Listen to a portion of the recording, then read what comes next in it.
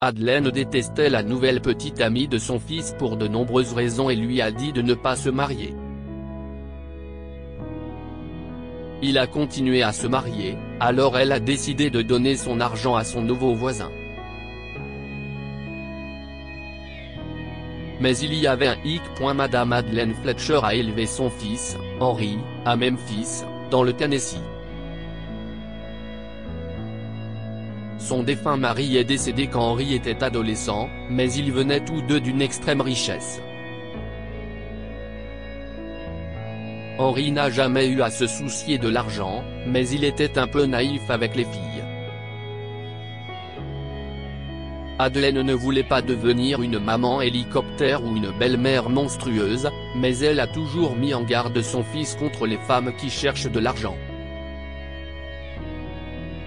Quand Henry rencontre Barbara, Madeleine est ravie. Barbara était également issue d'une famille riche, mais elle avait construit sa propre entreprise après l'université.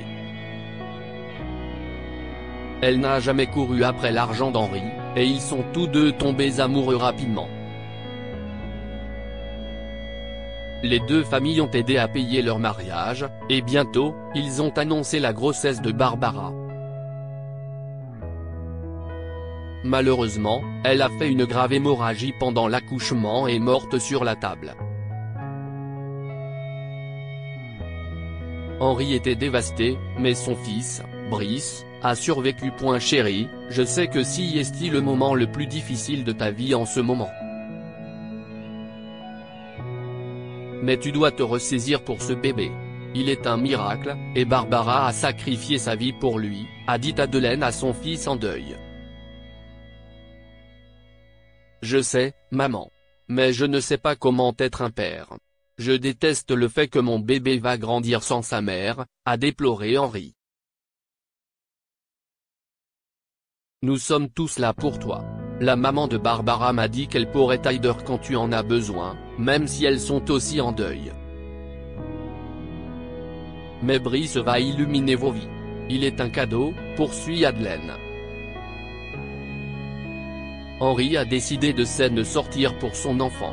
Après quelques mois, il avait confiance en ses capacités parentales, mais la compagnie d'une femme lui manquait. Par chance, il a rencontré Diana dans un café. Elle était magnifique et adorait les enfants. Il l'a rapidement présentée à Brice, et elle était naturelle avec lui. Puis il était temps pour elle de rencontrer sa mère. Diana, voici ma mère, Madeleine Fletcher, dit-il quand ils arrivent chez sa mère. C'est un plaisir de vous rencontrer, Diana, dit poliment Madeleine, mais elle ne faisait que faire semblant. Barbara n'était partie que depuis quelques mois, et elle désapprouvait que son fils sorte aussi rapidement. Ouais, moi aussi, Madeleine. C'est une énorme maison, répond Diana en regardant le hall d'entrée. Madeleine grimaça un peu quand elle l'appela par son prénom. Barbara était beaucoup plus polie, pensait-elle. Au fur et à mesure que la nuit avançait, Diana faisait des commentaires qui froissaient Madeleine. Elle admirait tout dans la maison et parlait de toutes les choses chères qu'elle voulait. Diana a également dit qu'elle n'aimait pas autant la maison d'Henry que celle d'Madeleine. Diana a également parlé de voyager dans le monde entier maintenant qu'elle sortait avec quelqu'un de prospère comme Henry. Vous ne pouvez pas voyager autant avec un nouveau bébé, cependant, a commenté Madeleine alors qu'il dînait. Oh, nous pouvons simplement le laisser avec une baby-sitter ou autre. L'argent n'est pas un problème pour vous après tout, répondit-elle. Cette fille est une chercheuse d'or, conclut Madeleine.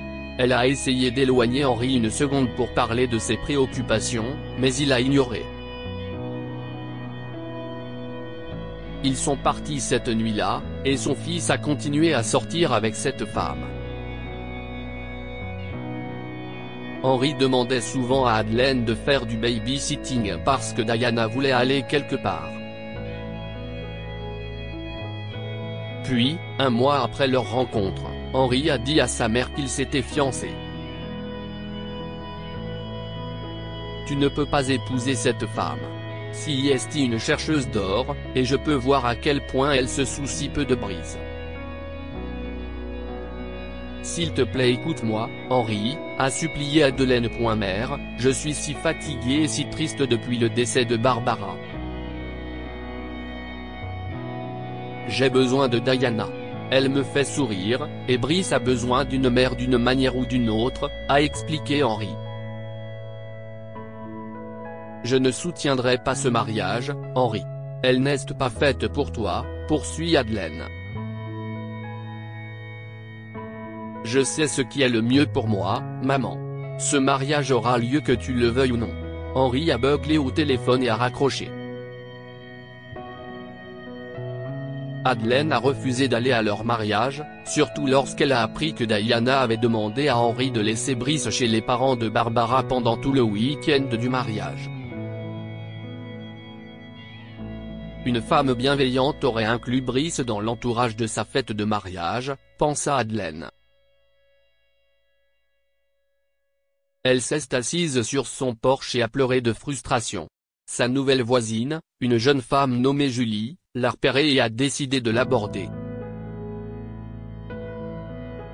Ayant besoin de se confier à quelqu'un qui l'écouterait, Madeleine a raconté à Julie tout ce qui lui était arrivé.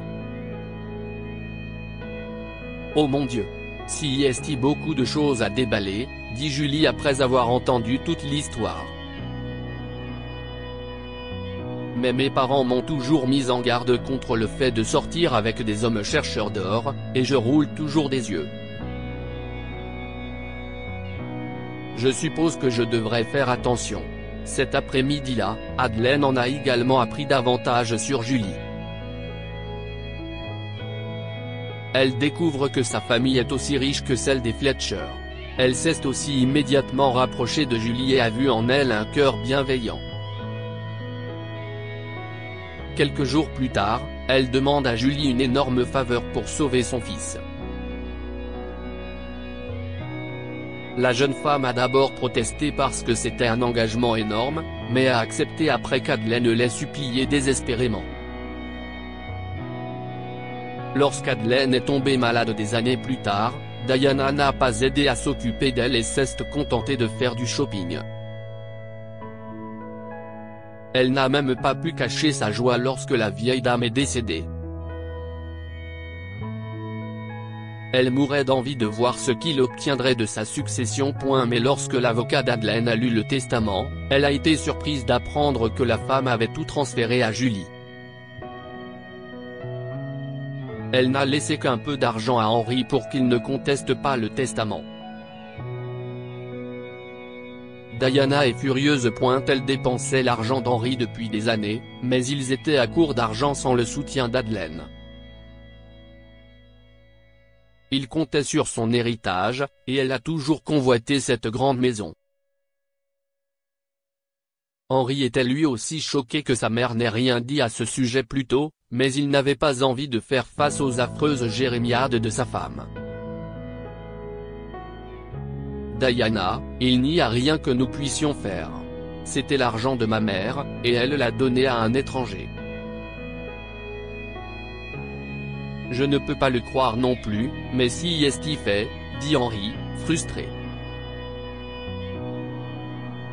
À la surprise d'Henri, Diana lui a signifié les papiers du divorce quelques mois plus tard. Elle a également exigé une pension alimentaire pour le conjoint et la moitié de sa maison. Henri a dû la vendre et a loué un appartement bon marché pour vivre avec Brice. Pour la première fois de sa vie, il avait des problèmes d'argent. Mais un jour, Julie s'est présentée à sa porte. « Julie, qu'est-ce ce que tu fais ici ? Je ne t'ai pas vu depuis la lecture du testament », a dit Henri en l'invitant à entrer.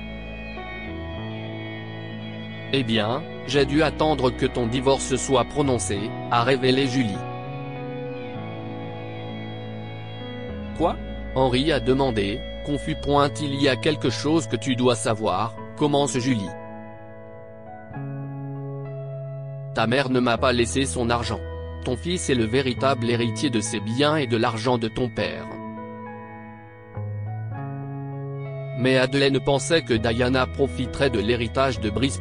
Comment est-ce possible ? Henri s'est demandé, étonné que sa mère ait pensé autant à l'avance.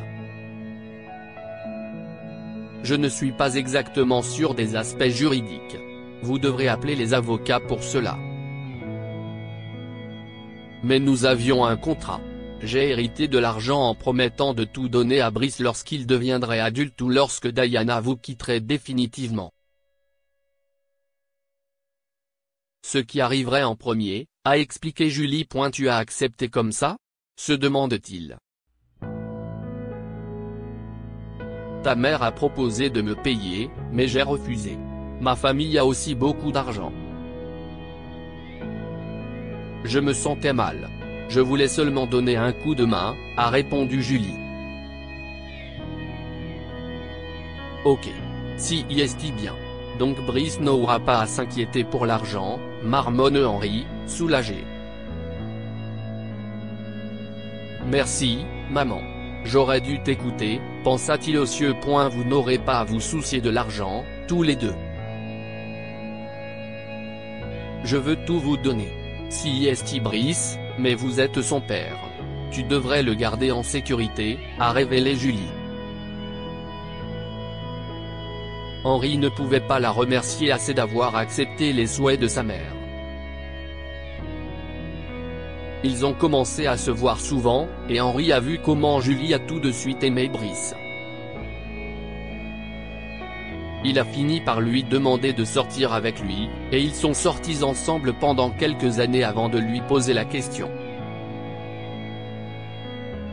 Que pouvons-nous apprendre de cette histoire ? 1. Méfiez-vous des personnes qui entrent dans votre vie. Nous aimons croire au meilleur des gens, mais tout le monde n'a pas les meilleures intentions, surtout lorsqu'il s'agit d'argent. 2. Ne laissez pas le chagrin vous aveugler. Henri n'a pas écouté les avertissements de sa mère car il était encore en deuil de sa défunte épouse. Partagez cette histoire avec vos amis. Elle pourrait égayer leur journée et les inspirer. Ce récit est inspiré de l'histoire de notre lecteur et rédigé par un écrivain professionnel. Toute ressemblance avec des noms ou des lieux réels est purement fortuite. Toutes les images sont uniquement destinées à l'illustration. Partagez votre histoire avec nous. Elle changera peut-être la vie de quelqu'un. Si vous souhaitez partager votre histoire, envoyez-la à info@amomama.com. Si vous avez aimé cette histoire, vous aimerez peut-être celle d'une femme qui détestait sa mère pour ne pas l'avoir laissé voir ce que contenait une vieille boîte. Puis elle découvre la vérité.